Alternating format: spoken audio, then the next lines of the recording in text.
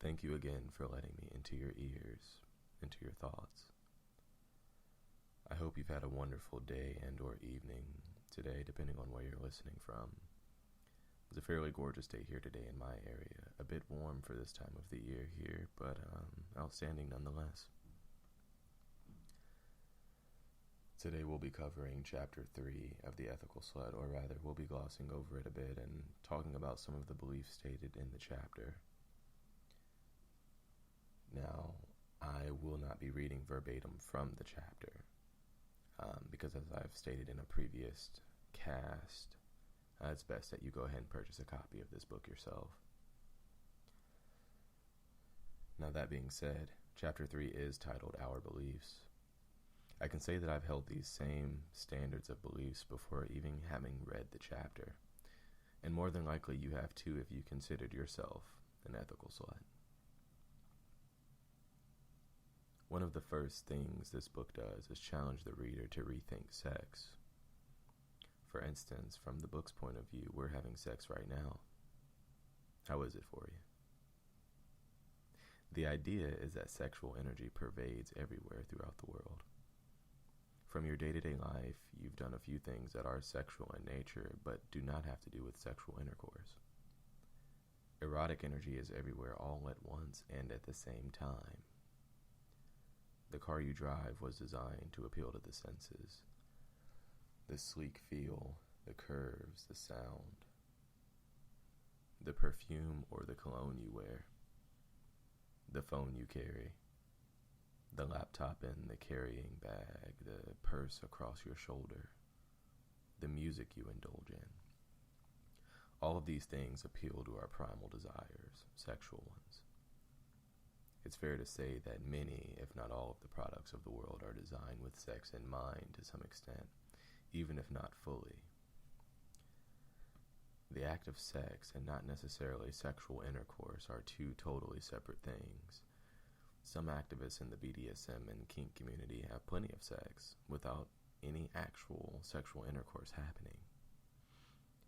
I've personally had intercourse that didn't exactly feel sexual, and I'm sure I'm not the only one. You and anyone else with you can share a dinner and it feels sexual to you. It could be considered sex. Remember Lady and the Tramp?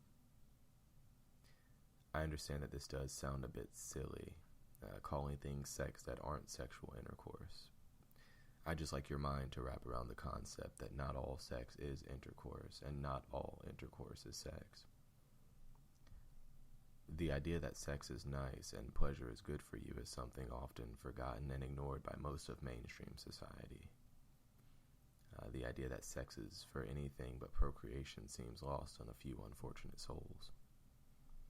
The thought that pleasure is good for you is something that's unreal to a few who've more than likely not experienced such or much pleasure. It's easy enough to believe that working out is good for you. You release all of these endorphins and hormones that make you feel amazing afterwards, boosting your immunoresponse system in the process. The same thing does happen with sex.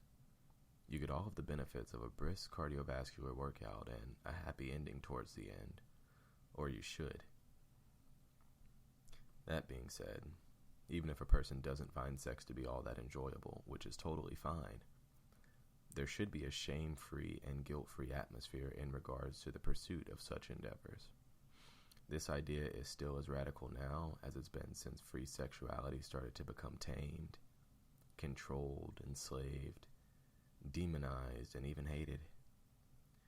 We somehow find ourselves in a world where hedonism, that's the pursuit of pleasure, the pursuit of happiness, of fun, the pursuit of sex, is considered immature, abhorrent, selfish, disgusting, and even sinful.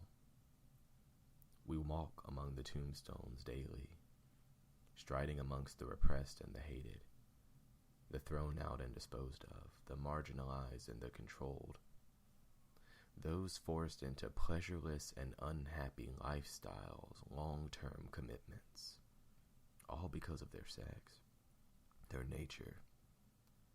We live among the lifeless, those forced to disregard their own sexual desires and happiness to satisfy those who are themselves unhappy, themselves unsatisfied.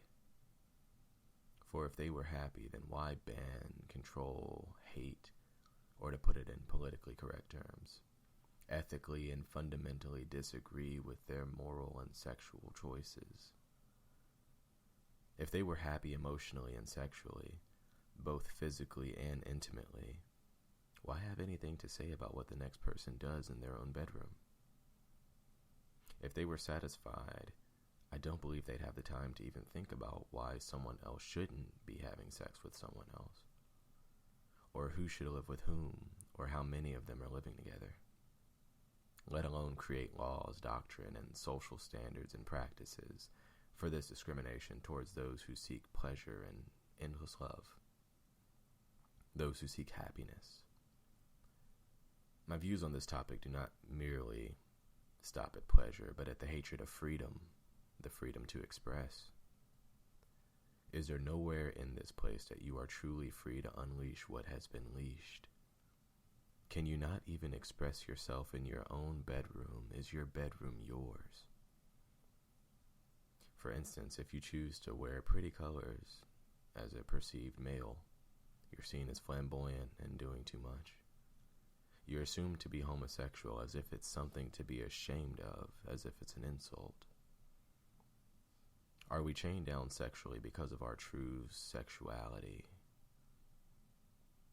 Does our true sexuality offend? Who does it offend and why, you should ask yourself. Is it that sex offends the sexless? Is it that sex, specifically sexual freedom, offends those who wish to control your freedom, be it sexually or intimately? And whose pleasure is really getting controlled? Is there some sick, divisive pleasure obtained from controlling the sexuality of people? Now, we do know that there is a kink called bondage. I'd love to draw a distinction and a comparison from this, especially when it comes to the idea of slavery or of marriage. But that's a topic for another workshop. Another example of this are services originally intended to create a safe place for those seeking pleasure for pleasure's sake. Of course, I'm talking about Tinder. What was once a playground for those seeking to trade pleasantries and happiness has since turned into the opposite. The sexually free were shamed into feeling bad about wanting sex or having sex for the sake of sex, as if they are ashamed for wanting sex without the strings and chains of commitment attached. Pleasure, confidence in providing pleasure, pride and no shame in the job you do, some of the only things we have in this place, and it's been taken from the majority of people. It's been stripped away from the dancers. There's a stigmata behind shaking your behind. There's a disgust for those who are workers of magic with their fingertips and their tongues.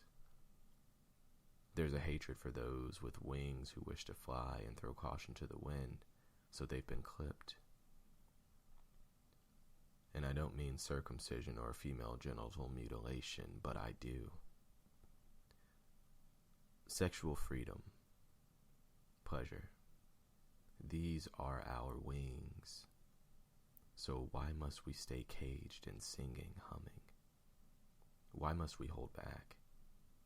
Why must these sexual beasts stay compliant and obedient to those who wish to see their strength fade? To those who don't know pleasure and who've sworn vengeance on it? The tools exist now to seek and obtain as much pleasure as meets the eye, safely even. Condoms, birth control, medicine. Yet we allow those who wish to keep us, the sexually free, in bondage in our minds and actions, all without consent. I don't believe you need a reason to seek pleasure, happiness, sex, or intimacy. I don't believe you need to answer to anyone for these things. Pleasure is a complete and worthwhile goal in and of itself. The worthiness of pleasure is one of the core values of ethical sluthood. People tend to say you need a reason to do these things, to want to explore your sexuality, to really take it to the perceived limit. "Something must have happened to you," said the neighbor.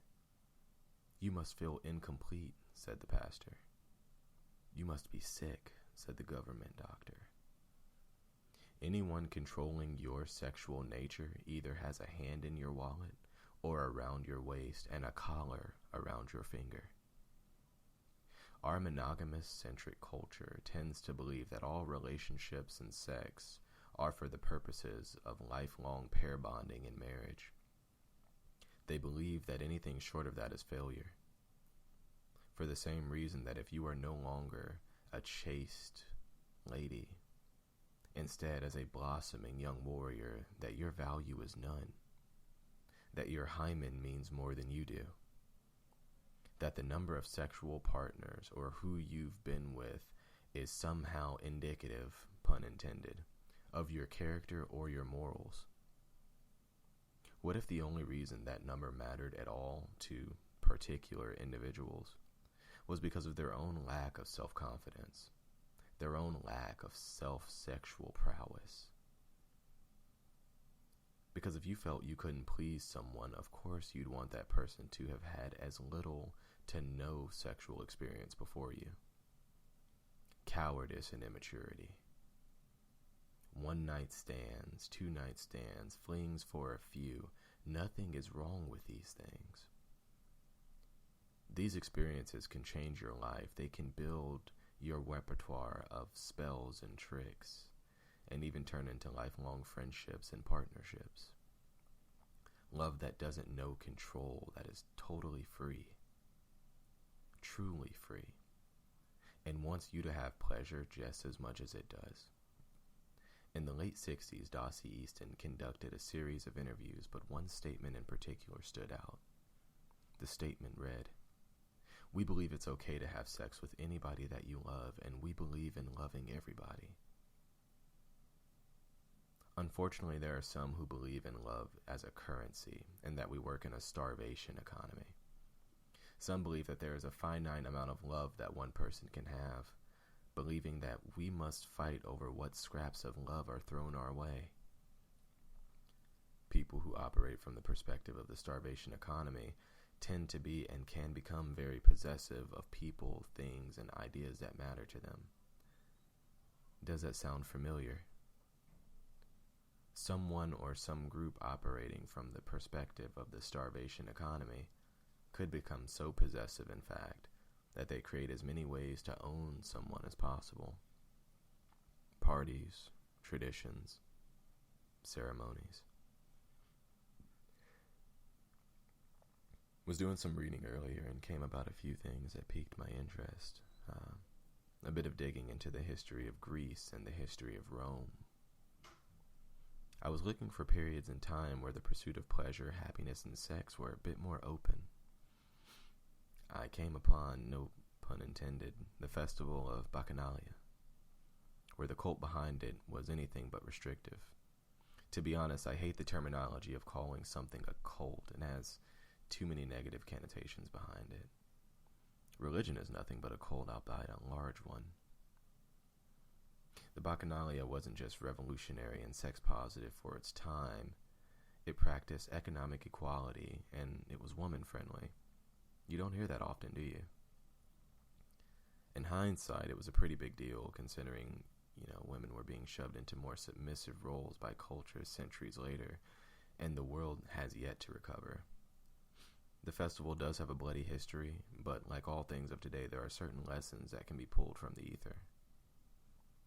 The festival itself was dedicated to Bacchus, or Dionysus if you're feeling Greek, the wine god. More than likely, they originate as rites of fertility gods. These mind and body releasing events use intoxicants, trance-inducing techniques, and substances to break down and remove artificial social constraints, removing the limiters, as you will, allowing the people to return to a more carnal, natural, and blissful state of consciousness. The Greeks and the Romans didn't have much of a concept of obscenity. If you were to take a peer into the past, you can see the influence of sex and love in the art and the images they created. The idea of an unclean sexuality didn't exist at the time.